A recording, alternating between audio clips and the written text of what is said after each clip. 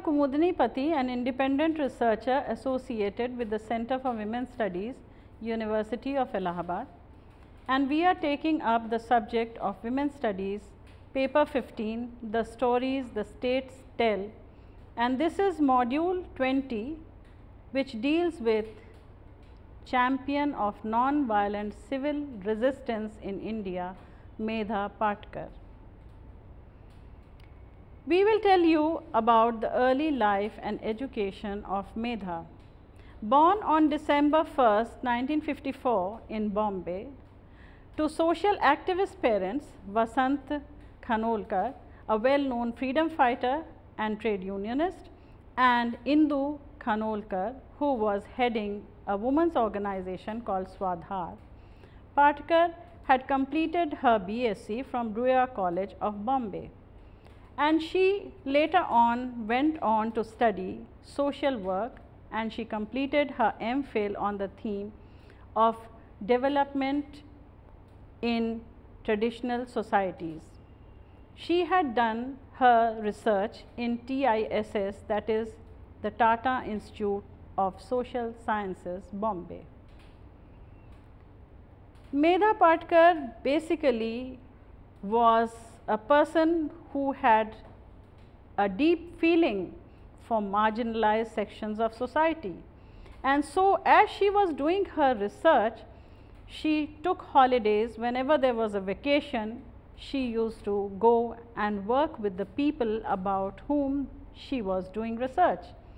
She became deeply involved with issues of displaced people in the Narmada River Valley, which spans the states of Gujarat, Maharashtra and Madhya Pradesh. And while she was studying for her PhD and doing her research on social inequality and social movements, she came to know about a judgment of a tribunal which had granted permission to build 30 mega dams, 135 medium sized and 3,000 small dams in India. She began to involve herself with the cause of the Adivasi youth in Sabarkantha, Banaskantha and in other areas, and started working with farmers also in the Narmada Valley. As she worked, she gained a lot of experience, and she also started doing consultancy work for the Integrated Child Development Services or Anganwadis for UNICEF. She contributed significantly to the improvement of the structure and the procedures which were being adopted by the scheme. She, as a leader, started a big movement in the name of Narmada Bachao Andolan, Save the Narmada Campaign. And we will tell you about this whole campaign, which started as an organization in 1985. Actually, Medha was the one who had founded this organization, and she was the main leader of the NBA. The NBA was doing a lot of research, dialogue and deliberation on the impact of the Narmada advocacy. That is, what impact would the construction of Narmada Dam have on the people who were living in the area close to the dam. She saw that the people were being affected very much. They were being displaced, their livelihood was being snatched, and so she started taking up issues related to the rehabilitation of those people living there, and also about the loss of livelihood. So the World Bank finally acknowledged that its continued support to the Sardar Sarovar or the Narmada Dam was being proved to be disastrous for the people there and as well as the environment. So the World Bank finally decided that it would withdraw its support and funding from the project, and it did so in 1994. Now, Medha always used to say that this whole work that is going on in the name of the Narmada Valley project is the result of lopsided anti-people development plan. And it will only benefit the people who are rich, and the benefits to the poor people will be very much less. Rather, they will be displaced and they will lose their livelihood. She was a committed campaigner for the cause of the displaced, and she participated in numerous fora, which were some of them national and some of them international, and told them about the atrocities against the helpless tribals and villages who were living in the area of the Narmada Valley. In 1999, she had to be forcefully removed from a nearly submerged village. This was Domkhedi village. Actually, Medha had decided that they would sit there on a sit-in protest and let the water rise because of the construction of the dam. And as the water was rising, the women who were sitting with Medha were getting submerged in water. And this was why she had to be forcefully removed from that area. It was a protest against submergence of the villages because of this project.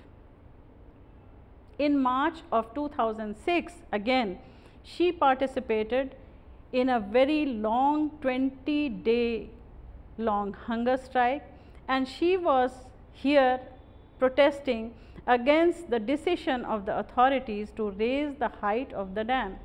I may tell you here that now the dam has been completed and the gates have been closed. There are 30 gates there to the dam. They have all been closed, and the water will rise as soon as the gates are open.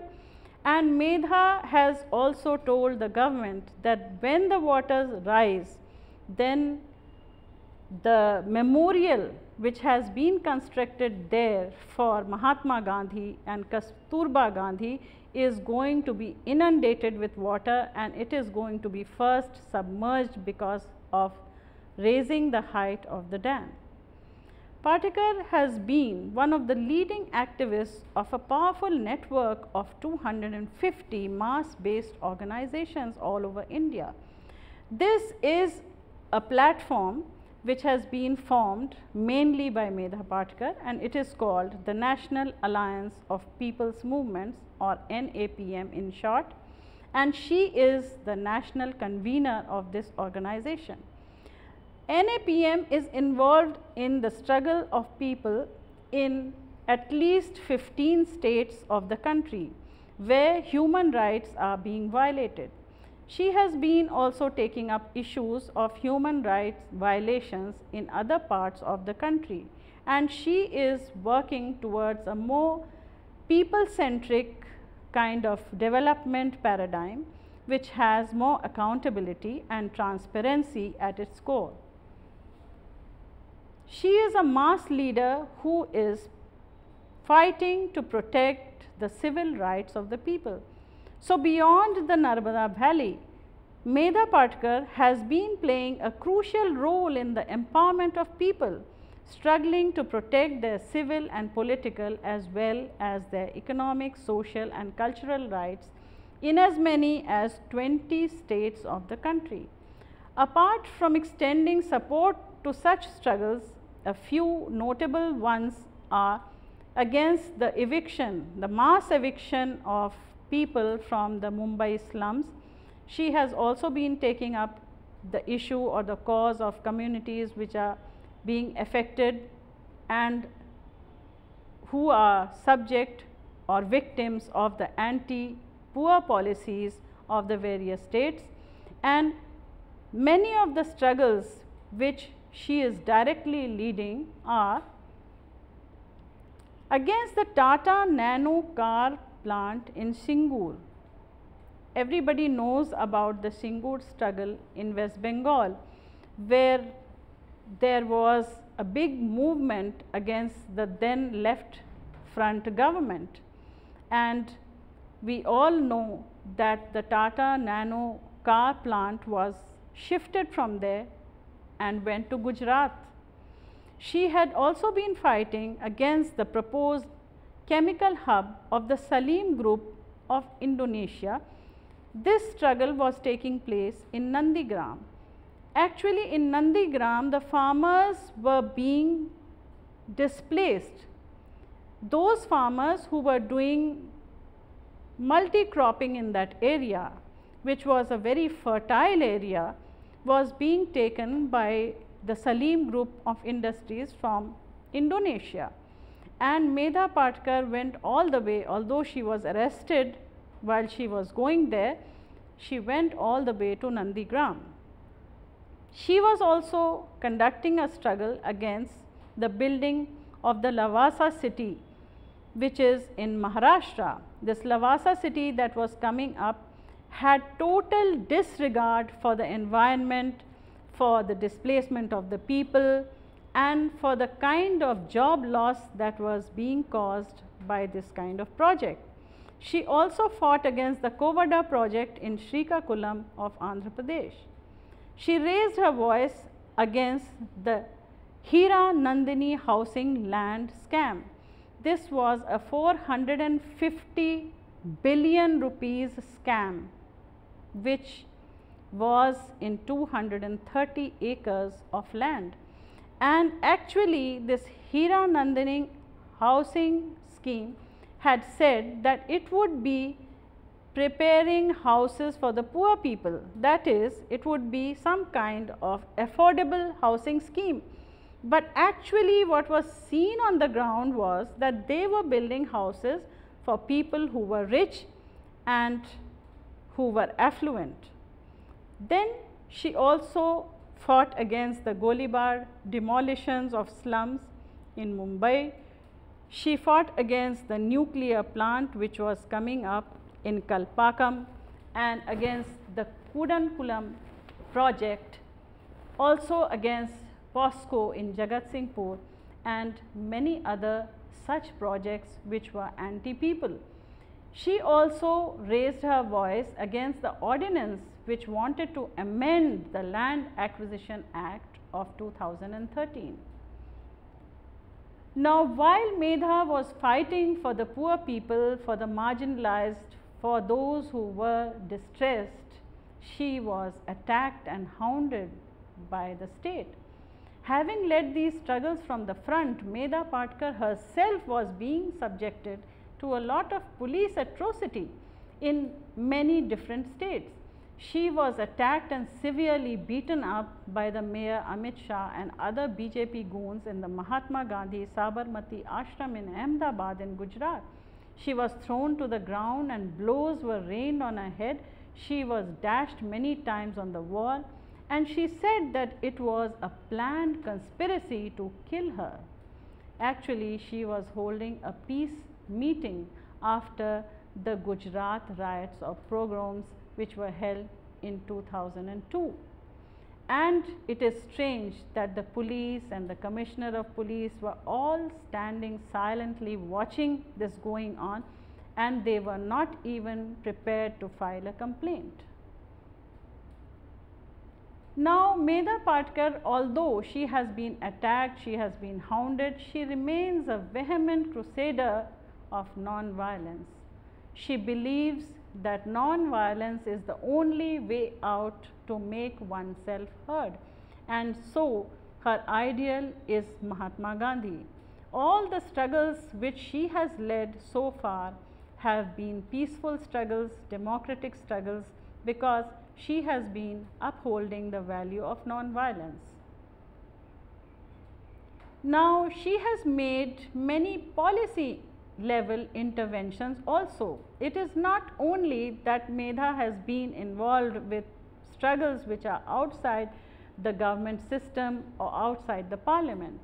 She has been involved with the rehabilitation and resettlement policy 2003, 2006 and the bill of 2007. They were actually inspired and heavily drawn from the initial draft which was prepared by a small group which was led by Medha Patekar.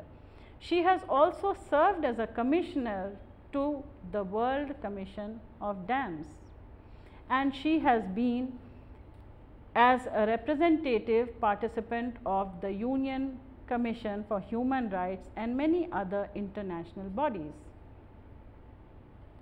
So, Medha Patekar actually is propagating some kind of an alternative paradigm of development and technology. She says that whatever development and technology should do should not somehow create hardships for the common people. It should be people centric, and the development should take care that the voice of the people who are involved in those areas, people who are living in those areas, should be heard. So, the NBA has successfully adopted the micro hydel projects model, which is a model of renewable, indigenous and non-polluting energy. This can generate 5 kilowatts to 100 kilowatts of energy, which can be suited to any home or school or hospital. She also thought that when she is doing such a lot for the people, maybe joining a political party would not be a bad idea. So, Medha decided to join the Aadmi party in January 2014. She had great hopes from the Aadmi party, and she said she thought that the Aadmi party would actually be a party with a difference. It would work for the benefit of the common man. So, she contested on an AAP ticket from the northeast Mumbai constituency. Of course, she had to lose the seat to Kirit Somaiya of the BJP, who was with the BJP national leadership, and the NCP came second, and the AAP got 8.9% of the votes, but it came third. Now, Medha has been a recipient of many awards. She got the Right to Livelihood Award for the year 1991. This is also called an Alternative Nobel Peace Prize. She got the Goldman Environmental Award of 1992, the Green Ribbon Award for Best International Political Campaigner by BBC in 1995. She got the M.A. Thomas National Human Rights Award from Vigil India movement in 1999, and she got a Human Rights Award from the Amnesty International as well, and so many other awards like the Mahatma Phule Award or the Mother Teresa Award for Social Justice in 2014. Now, Medha is constantly involved in people's struggle, and she is now assessing the impact of various large scale development projects on different communities, on their livelihood, on the environment, and she is engaged in defending the democratic rights and the security of the common people. So, she is actually a crusader for human rights, and she has been fighting against the ordinance which was brought about against the Land Acquisition Act of 2013. Also, Medha has been involved in some urban interventions like the Ghar Bachao Ghar Banao Andolan in Mumbai. As we know, in Mumbai, a lot of people are still living in slums and they don't have pakka houses for themselves. So, Medha on the one hand has been fighting against demolition of those slum areas. On the other hand, she has also been propagating that they should be given permanent housing, that is, they should have pakka houses where they can stay with security. And she has in this way helped thousands of slum households, and she has fought for electricity, for water, for jobs, for toilets and for education of the people who are living in the slums. Now, when we conclude, we have to say that although Medha is one of the leaders who is sometimes in a controversy, many people also criticize her, but she had left a faculty position in the Tata Institute of Social Sciences and given up her life for the movement, for the people, for those who are marginalized and those who are being displaced all over the country, where big dams, big projects are taking their land and their space. So, we can say that Medha Patekar, whatever criticisms people may have of her, actually has been leading the NBA and the NAPN, and it is due to the hard work that she has put in, the commitment that she shows, and her followers, that the tribal people and the poor people have actually been able to find some kind of space, a democratic space, to fight for an alternative model of development. And she has been exposing the corporate loot that is going on in the country, and that has been given sanction by the powers that be. Thank you.